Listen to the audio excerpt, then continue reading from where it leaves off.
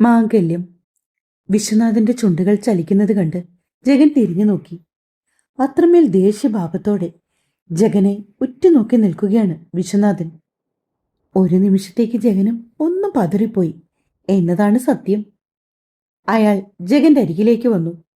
എടാ, എന്താടാ ഇവിടെ നടക്കുന്നത്? ഇവളെ കല്യാണം കഴിക്കാനായിരുന്നെങ്കിൽ പിന്നെന്തിനാടാ നീ എന്റെ മകളുടെ പിന്നാലെ വന്നത്?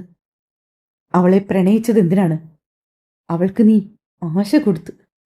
എടാ, ഒരു വധുവിന്റെ വേഷത്തിൽ അണിഞ്ഞൊരുങ്ങി നിൽക്കുകയാണ് എന്റെ മകൾ. അല്പനേരം കൂടി കഴിഞ്ഞാൽ നീ അണിയിച്ചു കൊടുക്കുന്ന താലിയും കഴുത്തിലിട്ടുകൊണ്ട് ഈ കോവിലകത്തേക്ക് വലതുകാലെടുത്തു വെച്ച് കയറാനായി സകല ദൈവങ്ങളെയും പ്രാർത്ഥിച്ചുകൊണ്ട് നിൽക്കുന്ന എന്റെ മകളെ കണ്ടിട്ടാണ് ഞാൻ ഇവിടേക്ക് പോന്നത്. എന്നോട് ഇത്രയും വലിയൊരു ചതി എന്നോട് മാത്രമല്ല, എന്റെ ഒരേയൊരു മകളോട്. എന്തിനാടാ നീ ഇത് ചെയ്തത്? പറയടാ. അയാൾ ജഗന്റെ കോളറിൽ കയറി പിടിച്ചു. പെട്ടെന്ന് ജഗൻ അയാളുടെ കൈ തട്ടിമാറ്റി. എന്റെ തറവാട്ടിൽ കയറി വന്നിട്ട് കോളറി പിടിക്കുന്നോ? ദേഷ്യത്തിൽ പുലമ്പിക്കൊണ്ടവൻ വിശ്വനാഥനെ നോക്കി. വിളിച്ചു വരുത്തിയ അതിഥികളുടെ മുമ്പിൽ ഞാൻ എന്തു പറയൂടാ?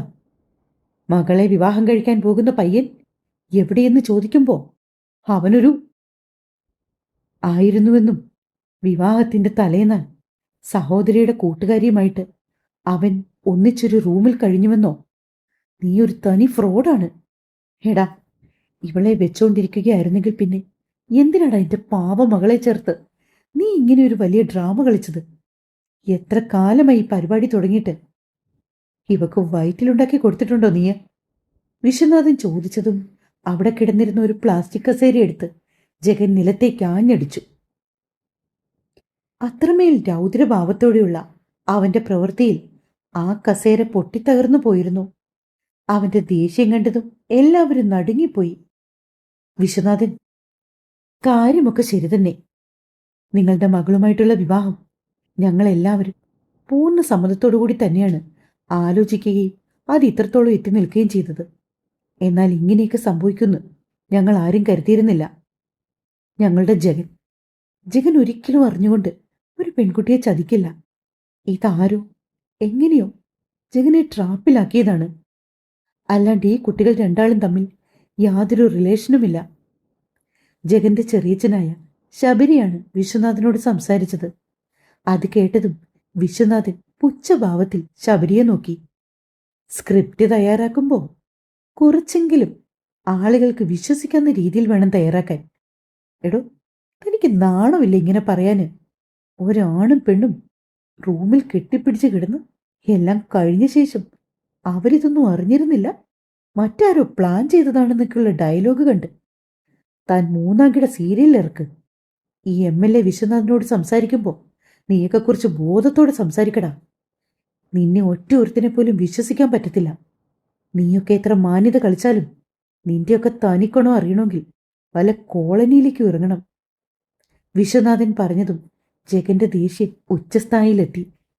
അവന്റെ അലർച്ചയിൽ ആ കോവിലകം നടുങ്ങിപ്പോയി. ഇറങ്ങടാ എന്റെ വീട്ടിൽ നിന്നെന്ന് പറഞ്ഞ് ജഗൻ വിശ്വനാഥനെ നോക്കി വാതിൽക്കലേക്ക് വിരൽ ചൂണ്ടി.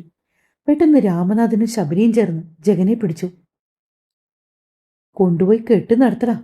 എന്റെ പൊന്നുമോളെ നിനക്ക് വിധിച്ചിട്ടില്ല, അത്രയും കരുതിയാ മതി. നിനക്ക് എവിടുന്ന് കിട്ടിയിടാ ഇവളെ?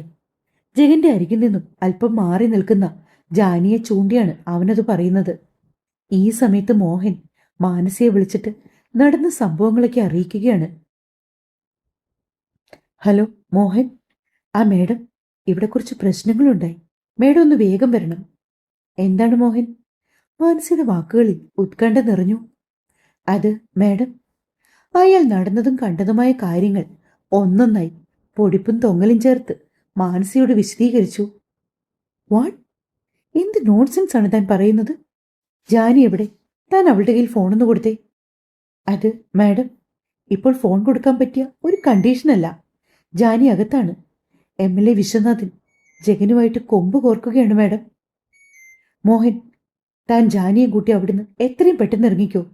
മാഡം, അതിന് സാധിക്കില്ല. ഞാൻ പറഞ്ഞില്ലേ, ഈ കോവിലകത്തെ ആളുകൾ എല്ലാവരും നിറഞ്ഞു നിൽക്കുകയാണ്. ജഗൻ ജാനിയെ വിവാഹം കഴിക്കുമെന്ന് പരസ്യമായിട്ട് പറഞ്ഞു കഴിഞ്ഞിരിക്കുന്നു. മേഡം എത്രയും പെട്ടെന്ന് വരിക. മോഹൻ ഫോൺ കട്ട് ചെയ്തു. ഈ സമയത്ത് വിശ്വനാഥൻ എവിടേക്ക് പോയി എന്നറിയാതെ നയോമി നിർമ്മലയുടെ അടുത്തേക്ക് വന്നു. വിവാഹവേഷത്തിൽ അണിഞ്ഞൊരുങ്ങി വരുന്ന മകളെ കണ്ണിമ ചിമ്മാതെ നോക്കി നിൽക്കുകയാണ് നിർമ്മലയും ബാക്കിയുള്ളവരുമൊക്കെ. അമ്മേ, അച്ഛൻ എവിടെ? ഞാൻ വിളിച്ചിട്ടൊന്നും അച്ഛൻ കോൾ എടുത്തില്ല. നയോമി അമ്മയെ നോക്കി. അപ്പോഴാണ് വിശ്വനാഥൻ അവിടെ ഇല്ലെന്നുള്ളത് പോലും നിർമ്മല അറിയുന്നത്. നിർമ്മലയും അവരുടെ സഹോദരിമാരെയും ഒക്കെ അണിയിച്ചൊരുക്കുവാൻ വേണ്ടി ബ്യൂട്ടീഷ്യൻ വീട്ടിലേക്ക് വന്നിരുന്നു. അതുകൊണ്ട് എല്ലാവരും ഒരുക്കത്തിന്റെ ബഹളത്തിലായിരുന്നു. വിശ്വനാഥൻ പുറത്തെവിടെയെങ്കിലും കാണുമെന്നാണ് നിർമ്മല കരുതിയത്. അച്ഛനിവിടെ ഇല്ലേ? എവിടെ പോയി?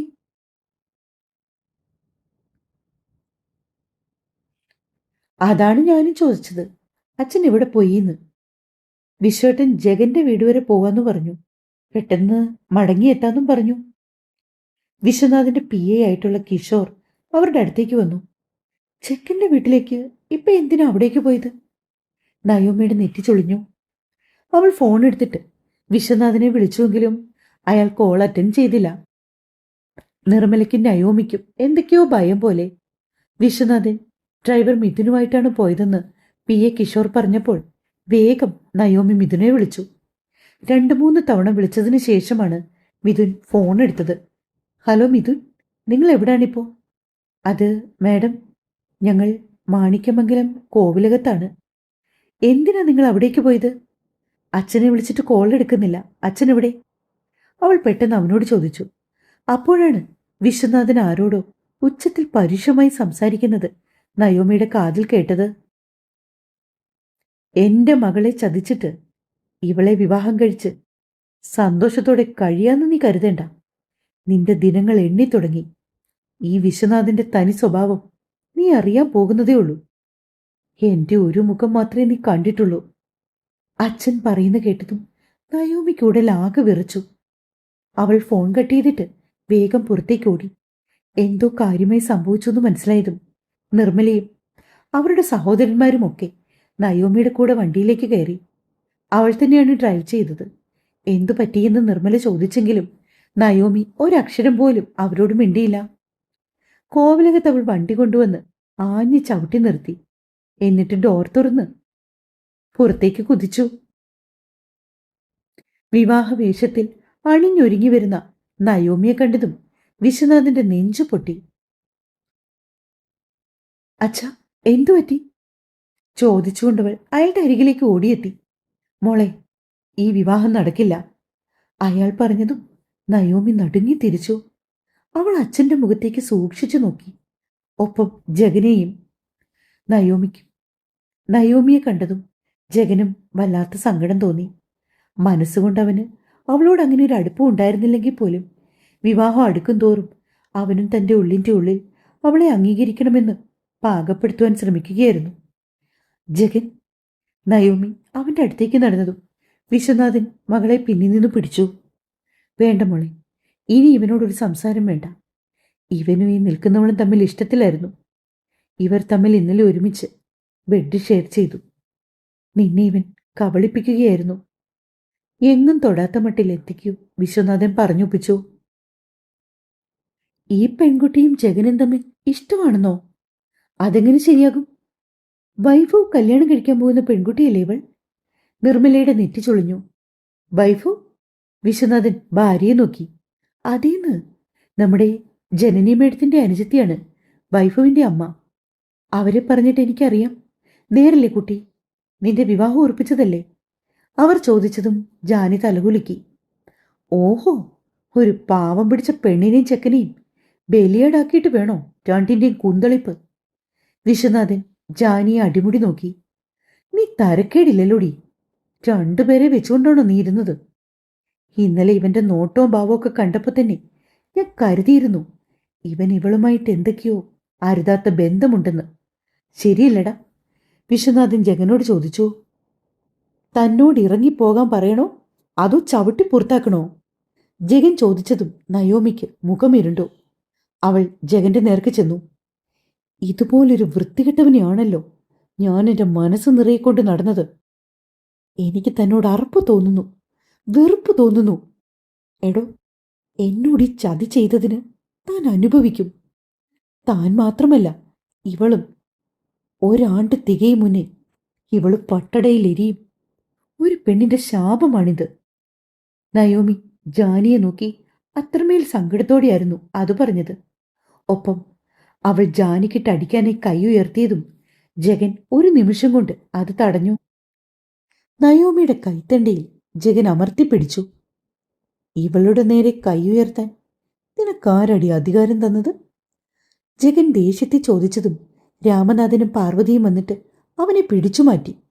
വീണ്ടും നയോമി ദേഷ്യത്തോടെ ജാനിയെ അടിക്കുവാൻ വേണ്ടി കൈ ഉയർത്തിയതും ജഗൻ അവളെ ചേർത്തു പിടിച്ചതും ഒരുമിച്ചായിരുന്നു.